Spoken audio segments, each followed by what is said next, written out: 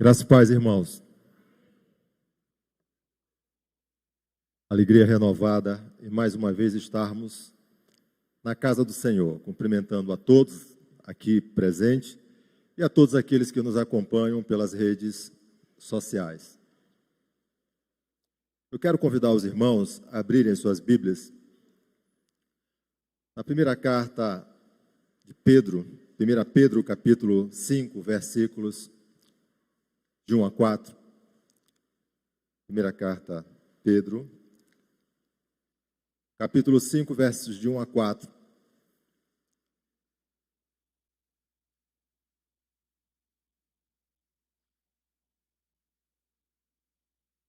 Nos fala assim o texto sagrado. Rogo, pois, aos presbíteros que há entre vós, eu, presbítero como eles, e testemunha dos sofrimentos de Cristo, e ainda co-participante da glória que há de ser revelada, pastoreai o rebanho de Deus que há entre vós, não por constrangimento, mas espontaneamente, como Deus quer, nem por sorte da ganância, mas de boa vontade, nem como dominadores dos que vos foram confiados, antes, tornando-vos modelos do rebanho. Ora, logo que o Supremo Pastor se manifestar, recebereis a imarcessível coroa da glória. Que Deus seja louvado por essa porção preciosa da sua palavra. Vamos orar, queridos. Nosso Deus e nosso Pai, nós rendemos graças a Ti, Senhor Deus, neste tempo em que nos encontramos na Tua casa, diante do Senhor, agora, Senhor Deus, com um propósito exclusivo de meditar na Tua santa e bendita palavra. Fala ao nosso coração, dá-nos na direção do Teu Santo Espírito, discernimento, compreensão, e abre, Senhor Deus, o nosso coração para que possamos compreender, entender, discernir e viver esta verdade, consoante em tudo aquilo que o Senhor tem para a nossa vida, pois o Senhor nos chama para uma verdadeira adoração. Assim oramos em nome do Senhor Jesus. Amém. Irmãos, esta primeira epístola de Pedro, ela foi escrita, se você lê e deve ler, certamente já leu, quem não leu, faça. Ela foi escrita por um pastor que desejava ajudar a sua igreja que enfrentava momentos difíceis, dificuldade e perseguição. E precisava assim animá-los diante de expectativas que eram piores e muito maiores. A preocupação do apóstolo aqui é encorajar os irmãos a manterem-se firmes em sua conduta, em sua inocência e em seu caráter. Esses irmãos, quando nós lemos a epístola, os primeiros 5 capítulos, e de forma muito clara fazemos uma investigação no contexto histórico, nós sabemos que estes servos do Senhor, eles estão na dispersação. Eles saíram da sua terra nativa em decorrência da fúria do imperador Nero, que do ano 64 do ano 54 ao ano 68, decreta perseguição forte aos judeus, aos cristãos, aqueles que anunciam as verdades do Senhor. E eles têm que abandonarem as suas propriedades, as suas casas, muitos deixando tudo para trás. E aquele louco, quando parecia que já tinha feito tudo, ele decide assim atear fogo em Roma, e a cidade passa dias queimando. A história nos fala que 70% da cidade foi totalmente devastada por conta daquilo que ele fez. Essa era uma forma de perseguição e de, talvez, imposição da autoridade. Agora, Pedro está alcançando esses irmãos que se dispersaram, esses irmãos que não perderam a fé, mas por onde vão, por onde passam, onde chegam, compartilham da verdade do Senhor, mas com a certeza clara de que eles foram provados, eles estão sendo caluniados, E parece que a condição que eles estão vivendo ainda haverá de perdurar um pouco mais, por conta da própria palavra do Senhor. O que os espera é sofrer pela causa de Cristo. É diante desse cenário de sofrimento que Pedro, assim, vai manifestar sua doçura pastoral ao motivá-los, e agora, no final de sua carta, ainda mais pessoal que nos capítulos anteriores, neste aspecto do capítulo 5 do texto que nós lemos, ele vai se dirigir especialmente, de forma objetivamente, aos que têm responsabilidades especiais em cuidar do rebanho do Senhor. Ele vai tratar agora com a liderança, com esses que recebem do Senhor a condição clara de pastorear, de acompanhar, de amar, de dispor tempo de qualidade, de sofrer quando for necessário e de, se for preciso, dar a própria vida em favor das suas ovelhas. O apóstolo aqui, ele coloca algo de forma muito clara, que a liderança é aquela que é chamada por Deus, a liderança é aquela que é preparada por Deus, a liderança é aquela que é vocacionada por Deus, a liderança é aquela que deve assumir o seu ponto peculiar na caminhada de fé, pois é isso que o Senhor requer dos seus. Nós estamos há praticamente uma semana, né? No próximo domingo nós temos a Assembleia Geral. E o propósito aqui, meus irmãos, é analisarmos e meditarmos nesta referência, olhando para aquilo que haverá de acontecer. Onde eu me coloco como responsável nesse processo? Já que cada um de nós somos coparticipantes. E devemos, assim como foi anunciado aqui pelo nosso reverendo Emanuel, estar orando, estar clamando, estar buscando a presença do Senhor, porque Ele sabe aquilo que é melhor para a sua igreja. É diante deste contexto que nós queremos tratar no tema Pastoreando o Rebanho de Deus para uma vida de santificação.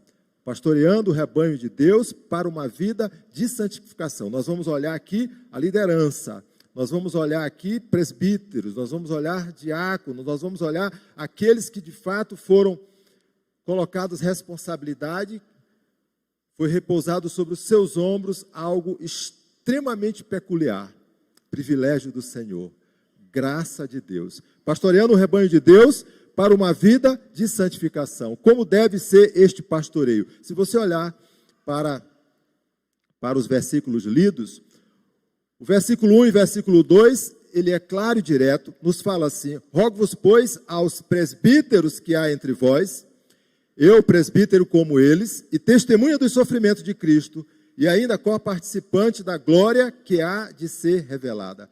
Pastoreai o rebanho de Deus, que há entre vós, não por constrangimento, mas espontaneamente, como Deus quer.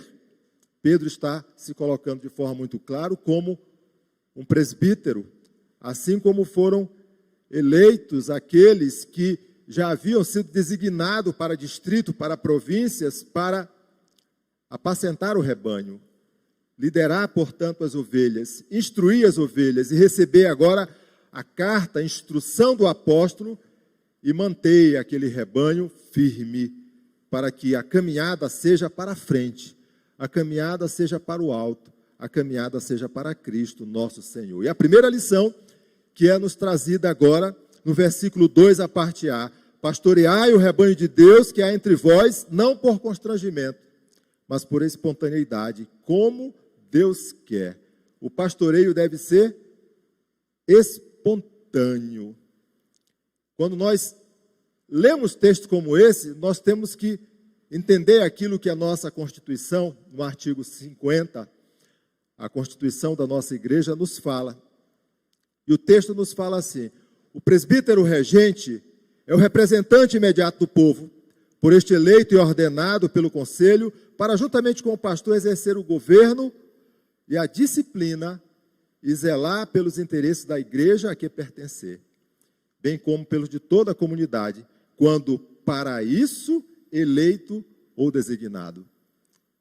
Destaquem, para exercer o governo e a disciplina e zelar pelos interesses da igreja a que pertencer. O artigo 53 da Constituição, falando agora da pessoa do diácono, do ofício, do cargo do diácono, ele nos diz assim: o diácono é o oficial eleito para a igreja e ordenado pelo conselho para sob a supervisão deste, dedicar-se especialmente à arrecadação de oferta para fins piedosos, ao cuidado dos pobres, doentes e inválidos, à manutenção da ordem e reverência nos lugares reservados ao serviço divino, exercer a fiscalização para que haja boa ordem na casa de Deus e suas dependências.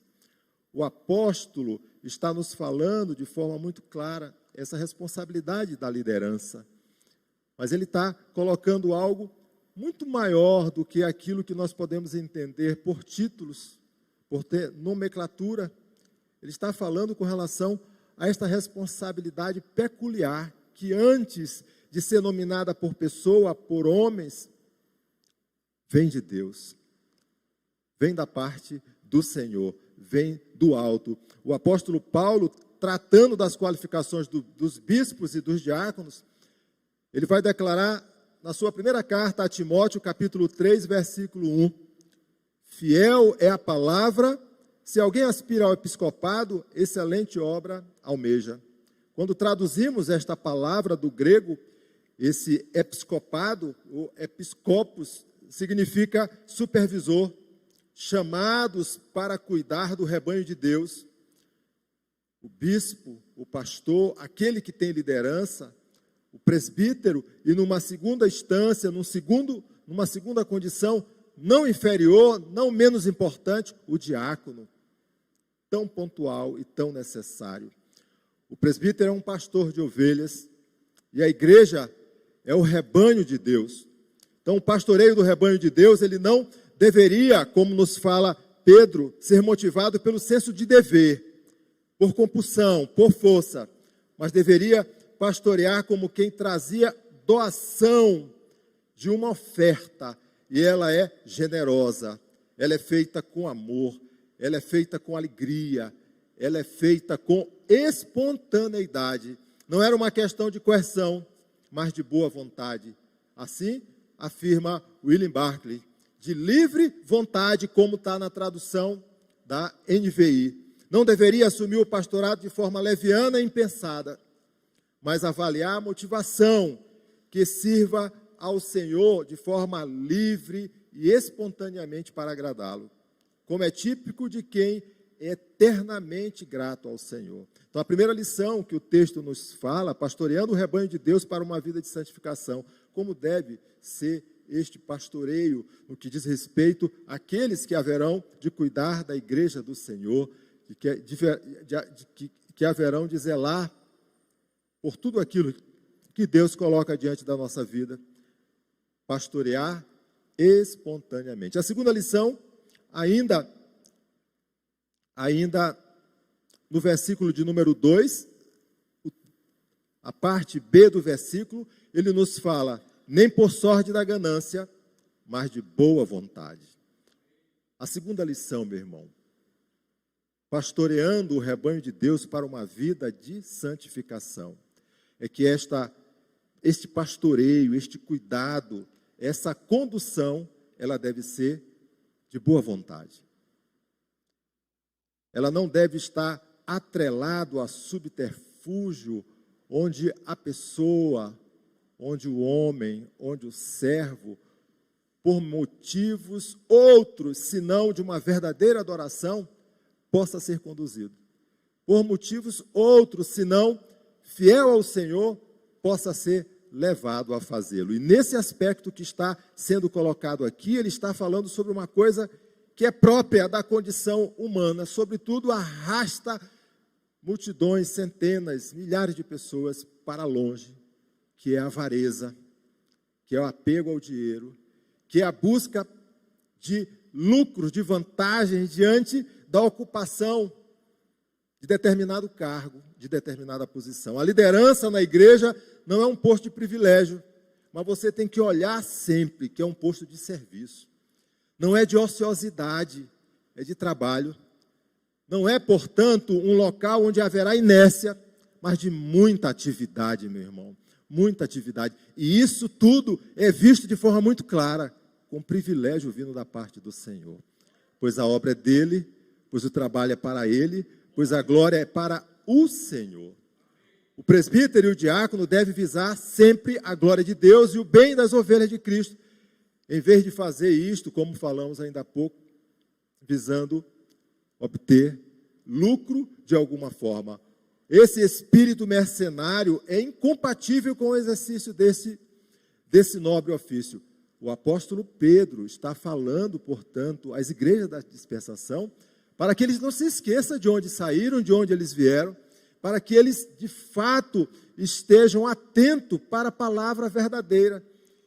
Pois essa palavra que é verdadeira e que vem do Senhor, nos fala que a graça do Senhor basta na vida deles, é suficiente para eles. Eles haverão de sobreviver nesta caminhada de fé.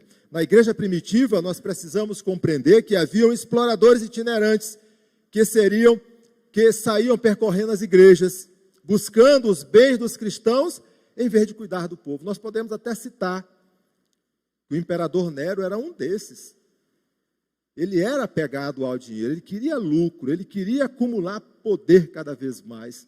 E contrastado, portanto, com as verdades vindas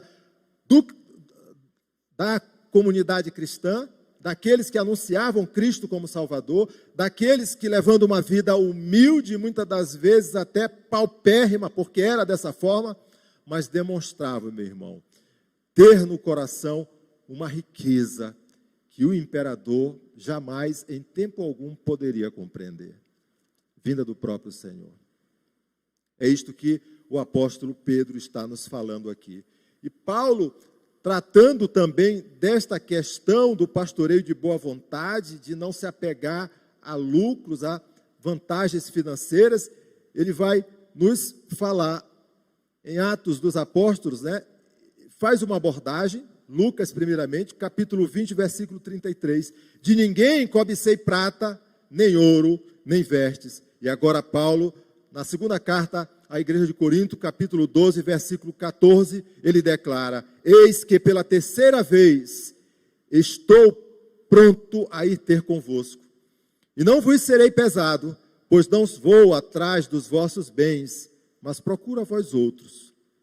Não devem os filhos entesourar para os pais, mas os pais para os filhos.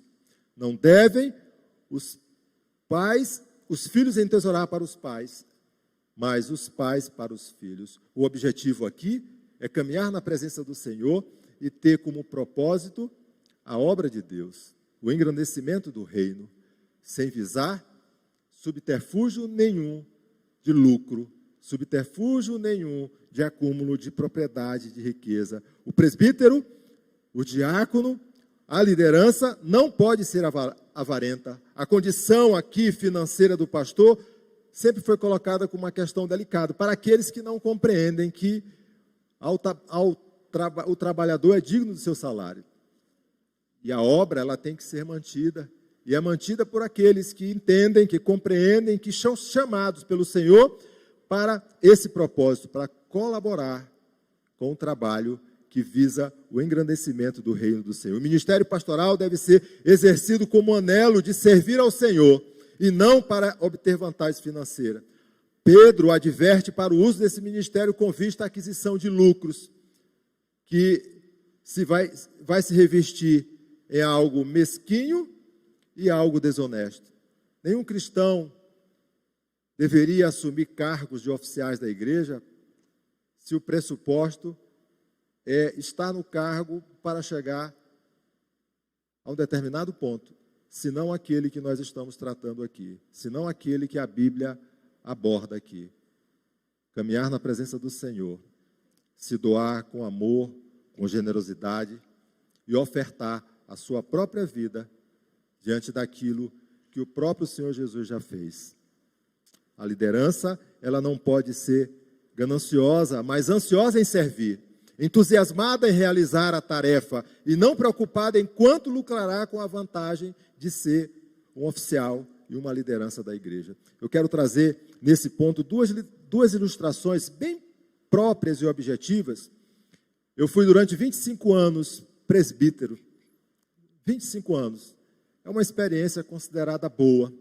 Passei por muitas situações extremamente delicadas. Eu quero trazer duas aqui dentro do contexto que nós estamos trazendo aqui. Em uma igreja que eu servi, congreguei no estado do Maranhão, na capital, ativo do conselho, participando das atividades da igreja, tínhamos um trabalho em um bairro que era um bairro de invasão. Naquela época, era um dos maiores bairros da capital, que reunia aproximadamente 450 mil pessoas naquele bairro. Um bairro grande, né? Um bairro considerado, mas um bairro de invasão. Comunidade, né, muito humilde, pobre. E em um determinado lugar, um presbítero mais antigo desta igreja, que eu estou me referenciando aqui, estava com um trabalho, ele sozinho estava com um trabalho dentro deste bairro de invasão, em um outro ponto lá, de uma comunidade também muito humilde.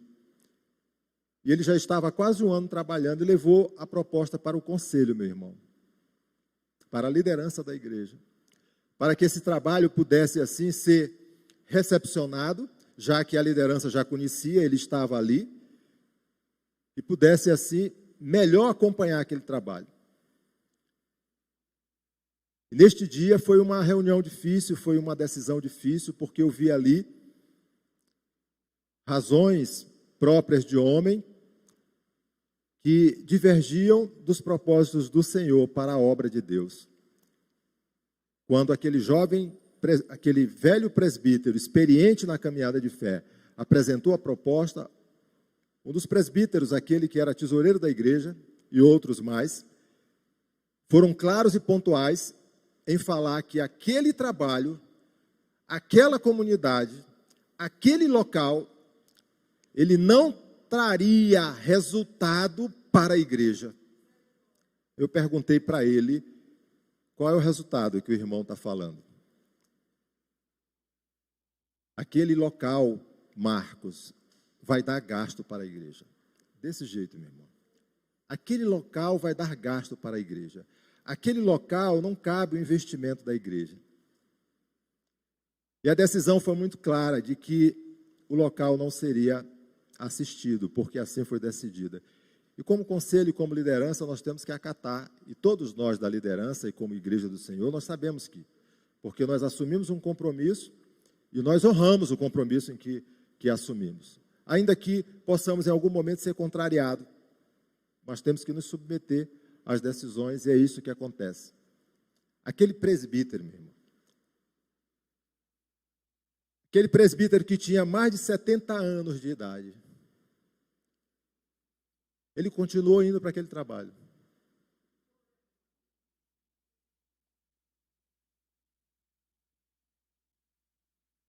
Sozinho. E anos depois,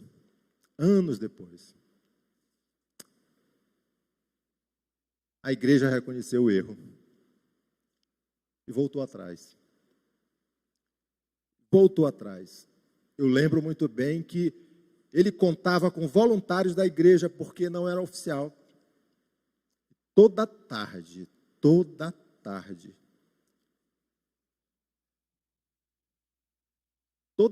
final da tarde, a igreja se reunia lá naquele local onde ele estava.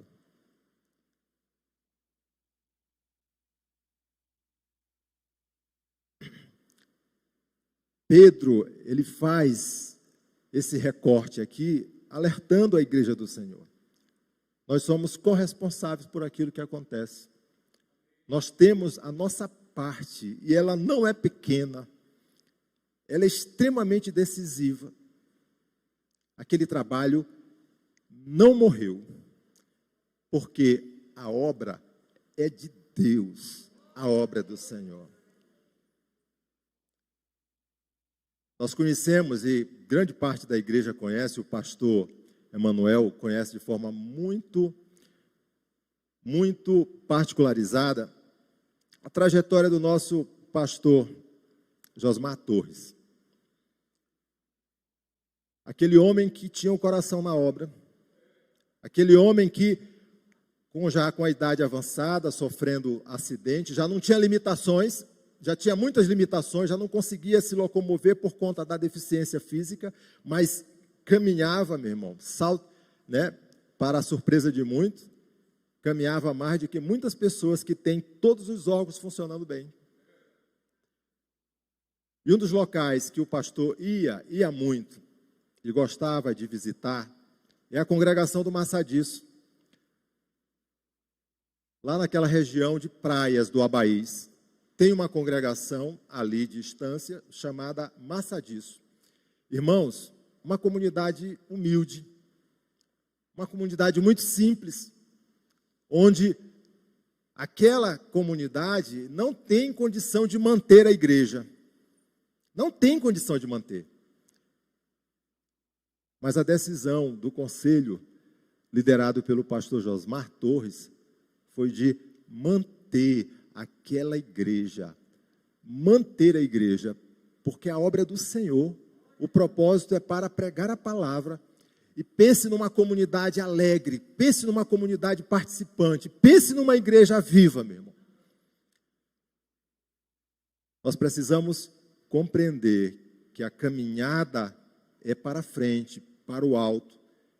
E o propósito não é título, não é subterfúgio financeiro, não é reconhecimento, mas é serviço. É serviço. É serviço. A liderança precisa compreender que vai pastorear o rebanho de Deus e não o rebanho de si mesmo. Vai pastorear aquilo que tem um dono. E esse dono haverá de cobrar, haverá de exigir, haverá de submeter. Ninguém fica, portanto, fora do alcance dos olhos daquele que é dono da obra. O artigo 9º da Constituição e o 110 da Constituição nos fala dessa responsabilidade compartilhada como Igreja de Deus, como Assembleia, agora extraordinária. Nos fala assim: a Assembleia Geral da Igreja constará de todos os membros, em plena comunhão, e se reunirá extraordinariamente, ao menos uma vez por ano, e extraordinariamente convocada pelo Conselho, sempre que for necessário, regendo-se pelos respectivos estatutos. E o parágrafo 1º é objetivo e direto. Compete à Assembleia eleger pastores e oficiais da igreja. Somos, portanto, corresponsáveis. Corresponsáveis. Por isso, essa preocupação do pastor e da liderança em estar chamando a igreja. A data é o próximo domingo. O horário é esse que está estabelecido. Participe desse momento, meu irmão. Participe. Ore, clame a Deus. Clame, faça a sua escolha. Você conhece as pessoas, faça de forma democrática. Eu gostei muito quando ele falou que o voto é aquele que nós podemos auditar. O voto auditado, meu irmão, o voto que não é auditado, nós não conhecemos de onde veio, nós não podemos saber. Uma briga grande que está acontecendo no nosso país aí, mas muito bom a igreja entender desta forma, que precisa ser contado, precisa ser identificado, as pessoas são identificadas, o número tem que ser correspondente àquele que vota, e não diferente disto, mas a corresponsabilidade é de cada um de nós, da igreja do Senhor. A terceira e última lição, o texto nos fala, tratando aqui sobre o pastoreio do rebanho de Deus para uma vida de santificação. Como deve ser esse pastoreio? Esse pastoreio deve ser com espontaneidade, de boa vontade. Como terceira lição, o versículo de número 3 nos fala assim: nem como dominadores dos que vos foram confiados, antes tornando-vos modelos do rebanho. Nem como dominadores dos que foram confiados, antes tornando-vos modelos do rebanho. Investido de autoridade pelo Supremo Pastor, os pastores, a liderança agora, não deve usar essa autoridade como dominador, como usurpador. Agora está no cargo, agora vai exercer, e eu sei que isto não acontece, Mas o texto está tratando exatamente disso. Não pode avançar o sinal, não pode se insubmeter, não pode transgredir, não pode, portanto, romper as normas que estabelece os parâmetros de uma boa conduta.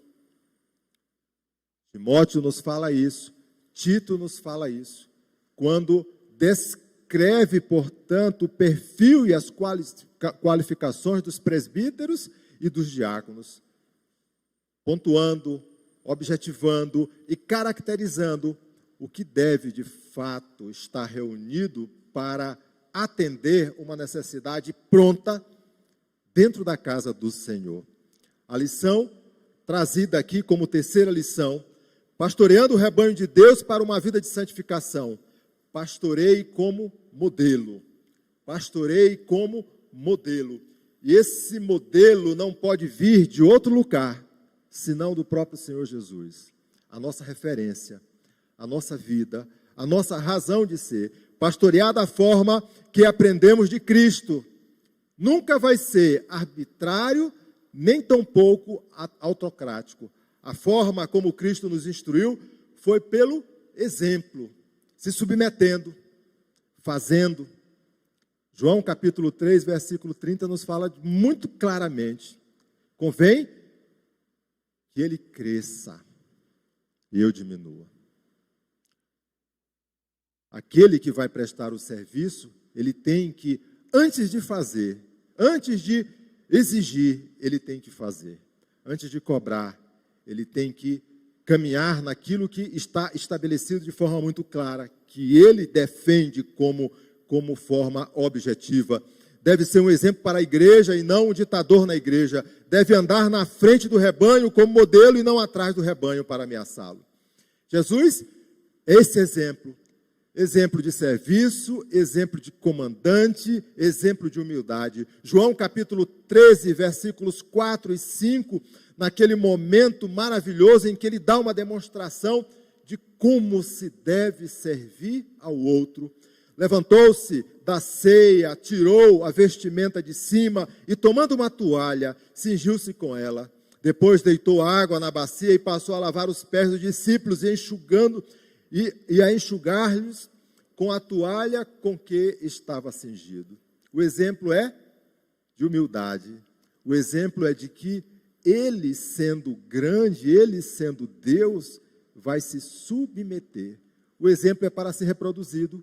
O exemplo é para ser seguido. O exemplo, meu irmão, é para ser, portanto, aprendido e ensinado em todo e qualquer momento.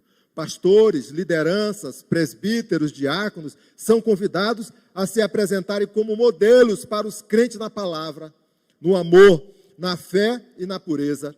1 Timóteo capítulo 4, versículo 12, Paulo assevera isso de forma muito clara: torna-te padrão dos fiéis, na palavra, no procedimento, no amor, na fé, na pureza.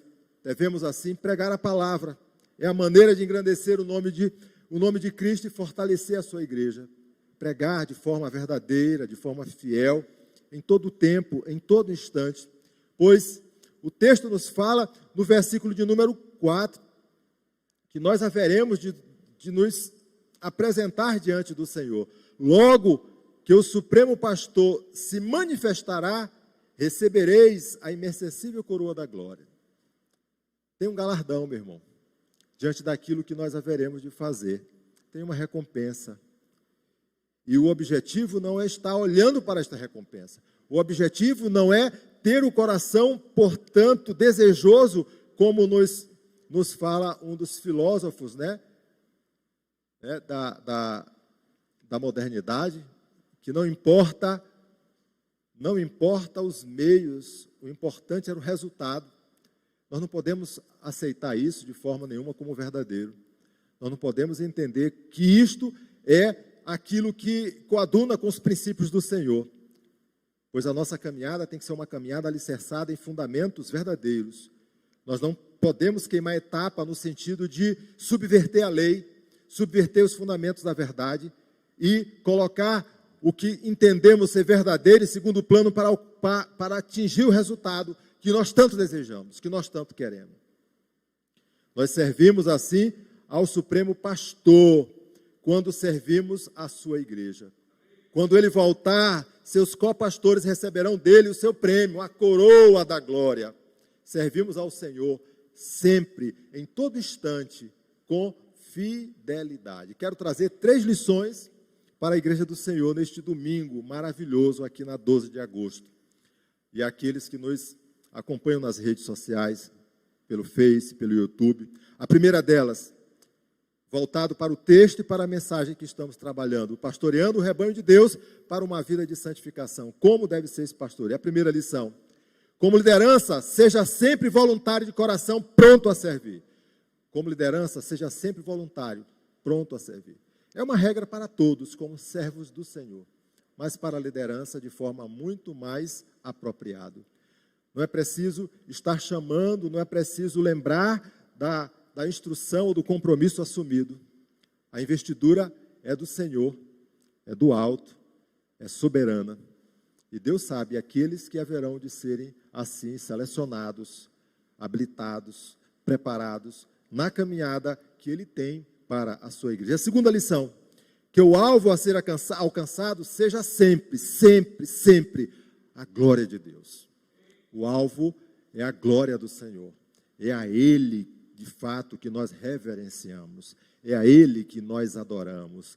É a Ele ao qual a nossa vida está assim, efervescendo, está agitada. Tudo aquilo que nós haveremos de fazer é para Ele, é para a glória do Senhor. A terceira lição: nosso modelo é aquele de perfeição.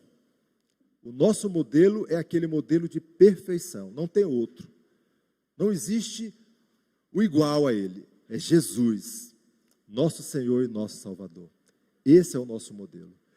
Quando alguém perguntar para um dos irmãos qual a referência que nós seguimos, sempre vai ser o modelo. A referência que nós seguimos é Cristo, meu irmão. É a Ele que servimos, é a Ele que adoramos, é a Ele que reverenciamos. É a Ele que reverenciamos. Charles Simeon, na Inglaterra, pastor da igreja anglicana no século XVIII, quando designado para pastorear a igreja da Santa Aliança em Cambridge. E para lá ele foi designado por metade daquele colégio que indicava os pastores, os clérigos. E chegando naquela igreja, ele constatou que ele não conseguia pregar na igreja. Aos domingos, pela manhã e pela tarde, aqueles que eram responsáveis pelos bancos da igreja de colocar no templo e arrumar, eles acorrentavam os bancos. E as pessoas não conseguiam sentar. E aquele pastor, jovem pastor, de 23 anos, que foi designado para a igreja de Santa Trindade, ali em Cambridge, tomou uma decisão na sua vida. Ele decidiu, meu irmão, não arrazoar. O servo de Deus não vive a arrazoar. Timóteo nos fala isso de forma muito clara. E orou ao Senhor, para que o Senhor pudesse abençoar aqueles poucos irmãos que estavam vindo à igreja e se localizavam para ouvir a mensagem da sua liderança, do seu pastor, nos corredores da igreja, porque o templo estava bloqueado.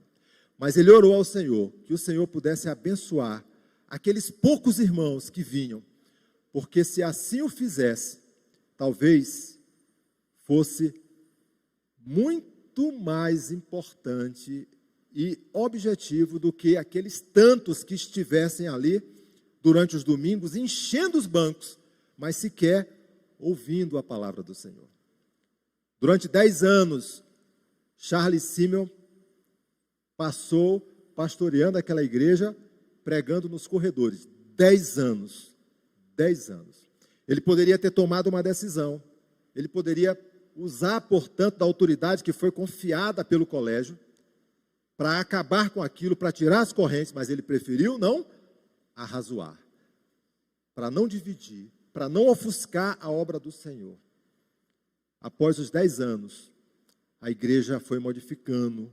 Aquele pequeno grupo cresceu nos corredores, e foi crescendo, e foi crescendo. E após 10 anos, não havia mais bancos acorrentados. E a igreja pôde se reunir, e a obra do Senhor, pastoreado por aquele servo de Deus, caminhou ao longo de 56 anos naquele local. Que Deus nos abençoe como liderança, que Deus nos abençoe como servos do Senhor, que Deus nos abençoe como igreja presbiteriana 12 de agosto, nesta tomada de decisão, nesta escolha que nós faremos, porque ela deve ser, antes de qualquer coisa, para a glória de Deus. Vamos orar, meu irmão. Obrigado, Senhor, pelo privilégio que o Senhor nos concede de ouvir a Tua palavra, de estar atento, meditando nas sagradas letras do Senhor, que nos prepara, Senhor Deus, para algo tão próprio, tão especial, que acontecerá no próximo domingo. Temos orado como igreja do Senhor, temos clamado ao Senhor, para que tudo seja com ordem, com decência, e seja conforme a Tua vontade. Traz o Teu povo, Senhor Deus, todos, Senhor, congregações, todos, Senhor, aqueles que de alguma forma têm dificuldade, que eles possam, mobilizados a ser igreja, estarem também participando desse momento tão especial, para consagração daquilo que nós entendemos que é necessário. Reino de Deus, obra do Senhor, caminhada de fé, segundo o propósito que o Senhor tem nos favorecido. Dá-nos graça. Assim oramos, em nome do Senhor Jesus. Amém.